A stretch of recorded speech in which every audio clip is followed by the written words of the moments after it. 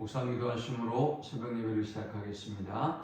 하나님 감사합니다. 간밤에도 주님의 품에 우리를 편히 쉬게 하시고 새날을 주셔서 예배케 하심을 감사합니다. 이 하루도 주와 동행하는 하루, 주님의 날개 그늘 아래 거하는 하루가 되도록 인도하여 주옵소서.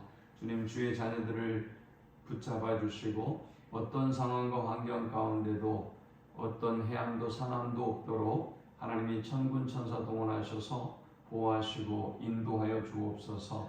코로나의 상황 가운데 하나님 앞에 더욱더 겸비하게 하시고 하나님을 경외하는 인류와 우리 민족 되도록 인도하여 주옵소서. 또한 전쟁과 또 화재로 고통당하고 있는 그 땅 가운데도 주님의 평화와 위로와 회복의 은혜가 임하게 하여 주옵소서. 예수님의 이름으로 기도합니다. 아멘. 찬송 438장 드리겠습니다. 내 영혼이 은총 입어 중한 죄짐 벗고 보니 슬픔 많은 이 세상도 천국으로 화하도다. 할렐루야 찬양하세. 내 모든 죄 사함받고 주 예수와 동행하니 그 어디나 하늘나라. 주의 얼굴 뵙기 전에 멀리 뵈던 하늘나라. 내 마음속에 이루어지니 날로 날로 가깝도다. 할렐루야 찬양하세. 내 모든 죄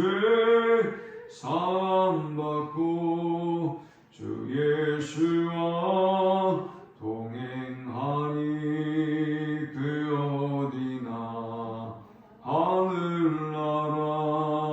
높은 산이 거친 들이 조막이나 궁궐이나 내 주 예수 모신 곳이 그 어디나 하늘나라. 할렐루야 찬양하세.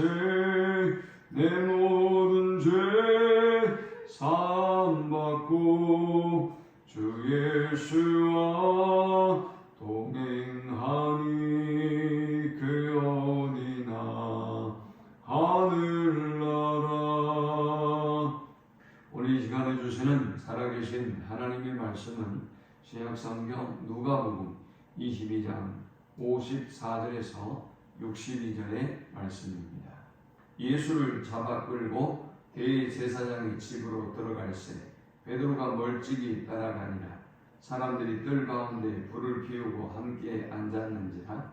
베드로도 그 가운데 앉았더니 한 여종이 베드로의 불빛을 향하여 앉은 것을 보고 주목하여 이르되 이 사람도 그와 함께 있었느니라 하니 베드로가 부인하여 이르되 이 여자여 내가 그를 알지 못하노라 하더라. 조금 후에 다른 사람이 보고 이르되 너도 그 도당이라 하거늘 베드로가 이르되 이 사람아 나는 아니로라 하더라. 한 시간쯤 있다가 또 한 사람이 장담하여 이르되 이는 갈릴리 사람이니 참으로 그와 함께 있었느니라. 베드로가 이르되 이 사람아 나는 네가 하는 말을 알지 못하노라 하고 아직 말하고 있을 때 닭이 곧 울더라. 주께서 돌이켜 베드로를 보시니 베드로가 주의 말씀 곧 오늘 닭 울기 전에 내가 3번 나를 부인하리라 하시며 생각나서 밖에 나가서 심히 통곡하니라. 아멘. 6월절 만찬의 석상에서 예수님은 가룟 유다의 배신을 말씀하셨고 그리고 시몬 베드로가 예수님을 닭 울기 전에 3번 부인하게 될 것이라고 말씀했습니다. 그런데 그럼에도 불구하고 베드로는 주여 내가 주와 함께 오게도 죽는 데에도 가기를 각오하였나이다 라고 그의 결연한 의지와 믿음을 고백했습니다. 그런데 예수님이 대제사장의 집으로 체포되는 이 과정에서 베드로는 자신의 연약한 모습을 그대로 보여주고 맙니다. 본문 54절에서 예수를 잡아 끌고 대제사장의 집으로 들어갈 새 베드로가 멀찍이 따라가니라. 어쩌면 베드로가 당하고 있는 이 지금의 현실은 우리가 믿음의 길을 걸어가면서 수없이 많이 당하는 그런 우리의 신앙의 현실이기도 합니다. 오늘 우리는 이 본문을 통해서 세 가지 영적 교훈을 묵상하고 함께 은혜를 나누려고 합니다. 이 본문이 주는 첫 번째 영적 교훈은 전심으로 주님을 가까이 하지 않으면 굴욕을 맛볼 수 있다라는 것입니다. 사실 베드로의 결연한 믿음의 고백 그리고 지금까지 보여주었던 어떤 신앙의 열정적인 모습으로 보았을 때 베드로가 예수님이 체포되는 상황에서 이런 모습을 보일 거라고 아마 자신도 생각지 못했을 것입니다. 예수님만 베드로가 부인하실 것을 아시고 말씀하셨지만 베드로 자신도 예수님을 보호하려고 말고의 귀를 잘라버리기도 했지 않습니까? 그러나 정작 예수님이 무기력하게 체포되는 모습을 보면서 아마 베드로도 적잖은 그런 충격을 받았을 것입니다. 아마 모든 제자들이 그러했지 않겠습니까?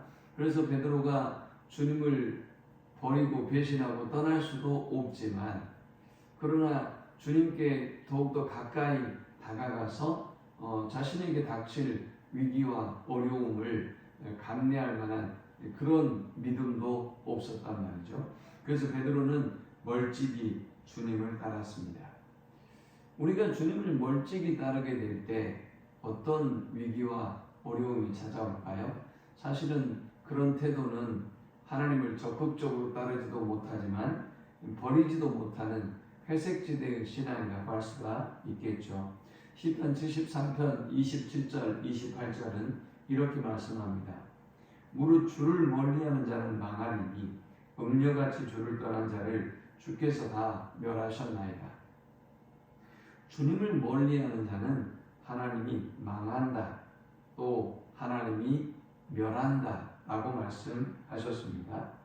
그러면서 28절에는 하나님께 가까이 하니 내게 복이라.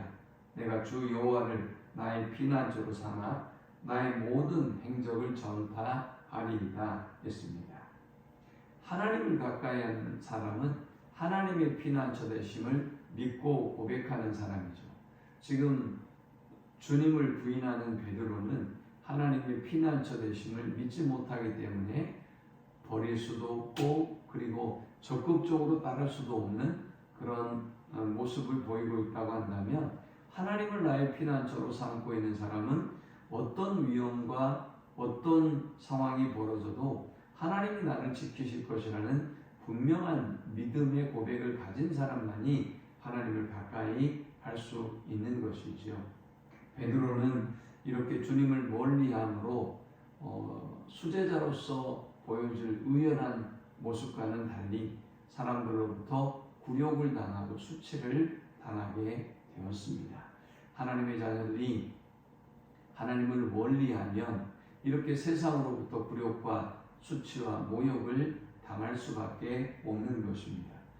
두 번째 우리가 이 본문을 통해 얻을 수 있는 영적 교훈은 빛의 자녀는 어둠 속에 자신을 감출 수가 없다라는 것입니다. 사실 베드로가 예수님을 3번이나 부인하려고 하지는 않았을 것입니다. 만찬석상에서도 그의 믿음의 고백을 보여주었듯이 그는 자신의 생각 속에서도 암만 그래도 그렇지 내가 주님을 한 번 부인할 수 있을지 몰라도 3번이나 부인하겠어? 라고 생각을 했겠죠. 그런데 자신에게 펼쳐진 상황은 금세 인간의 연약함, 베드로의 연약함을 그대로 보여줍니다. 한 요정이 베드로를 알아보고 이 사람도 그와 함께 있었다라고 말했습니다. 그때 베드로는 이 여자여 내가 그를 알지 못하노라 라고 주님을 부인했습니다. 58절에 조금 후에 또 다른 사람이 베드로를 보고 너도 그 도당이다 라고 했습니다. 그때 베드로는 이 사람아 나는 아니로라 라고 말합니다. 또 1시간쯤 지나서 한 사람이 장담하면서 이는 갈릴리 사람이다. 참으로 그와 함께 있었다 라고 했습니다. 그때 베드로는 이 사람아 나는 내가 하는 말을 알지 못하노라 라고 아직 말하고 있을 때 달기 곧 울더라 했습니다. 베드로는 세 번째 주님을 부인하고 말았습니다. 베드로는 자신의 모습을 감추기 위해서 무리 속에 또 어둠 속에 은밀하게 자신을 감췄지만 그러나 불빛이 베드로를 비추면서 그의 실체가 드러나고 말았습니다.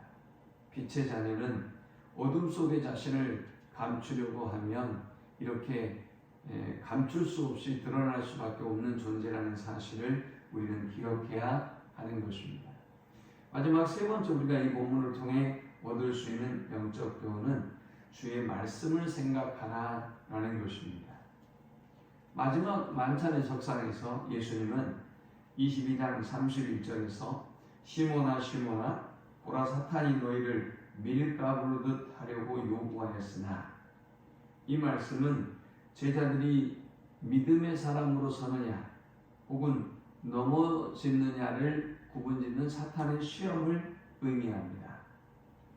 32절에는 그러나 내가 너를 위하여 내 믿음이 떨어지지 않기를 기도하였노니 너는 돌이킨 후에 내 형제를 굳게 하라 라고 했습니다. 주님은 베드로가 주님을 부인할 것을 아시고 그를 위해서 기도하셨고 그가 돌이킨 이후에는 형제를 굳게 할 것을 부탁하고 있습니다.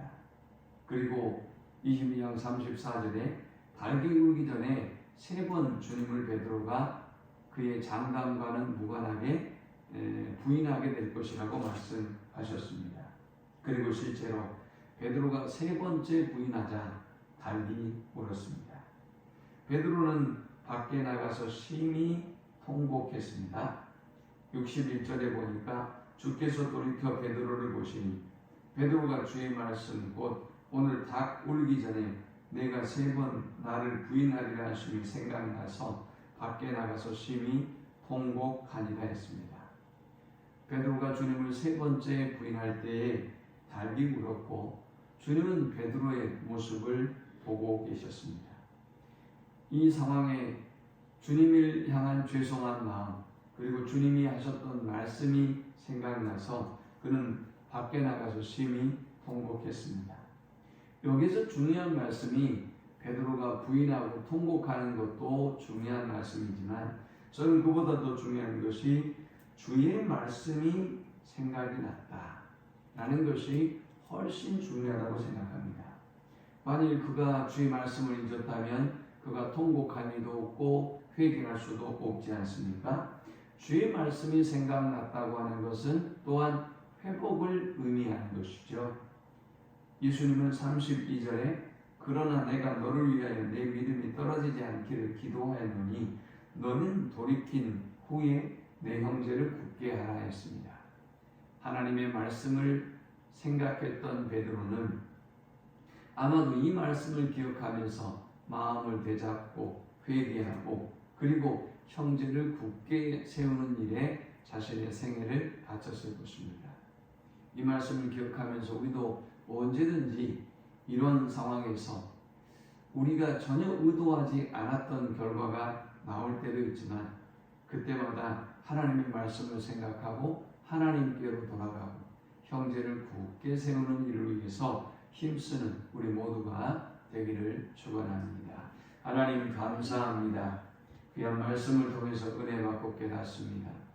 어떤 상황과 조건 가운데도 주님을 가까이 하니 내게 복임을 기억하고 주님을 가까이 쫓게 하시고 연약한 우리에게 더욱더 믿음에 떨어지지 않기를 깨어 기도하고 그리고 주의 말씀을 기억하고 형제를 굳게 세우는 일에 힘쓰는 저희가 되게 하여 주옵소서. 예수님의 이름으로 기도합니다. 아멘.